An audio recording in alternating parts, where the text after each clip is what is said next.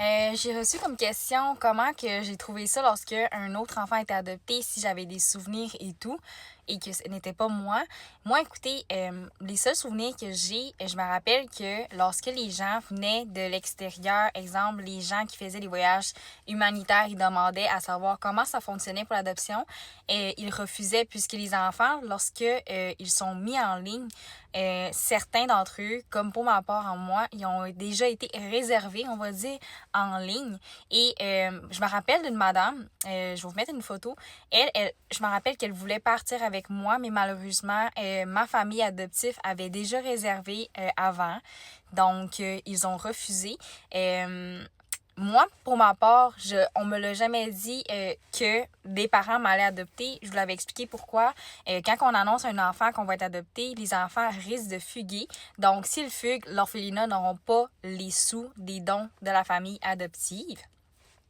Donc, je l'ai juste appris à la dernière journée que j'ai été présente, dans le fond, là-bas. J'ai été transférée la veille et on m'a annoncé que j'allais être adoptée. Donc, j'ai pas eu le temps de me fuguer. Je me rappelle qu'il n'y avait pas beaucoup de jeunes qui se faisaient adopter. Certains d'entre eux, je me rappelle... Tu sais, pour vrai, j'étais juste content pour eux, mais ça me faisait de la peine à l'intérieur de moi, la petite fille qui est comme... Pourquoi qu'on me choisit pas? Pourquoi que, tu sais... Quand t'es enfant, là, tu vis le moment présent. Tu sais, on n'a pas vraiment... Je sais pas comment l'expliquer, mais je vivais le moment présent. Parce que tout ce que j'avais, c'était une vie là-bas. J'avais pas rien d'autre qui m'attendait.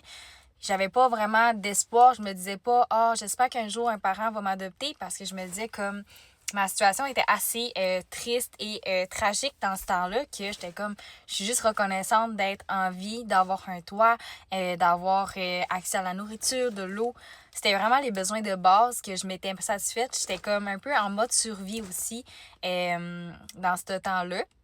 Puis lorsque j'ai été adoptée, quand je suis arrivée ici à 10 ans, c'est sûr que ça a été la joie, mais je pense que j'ai comme pas eu le temps de comme gérer mes émotions, gérer mes traumatismes également. Et pareil pour mes parents adoptifs.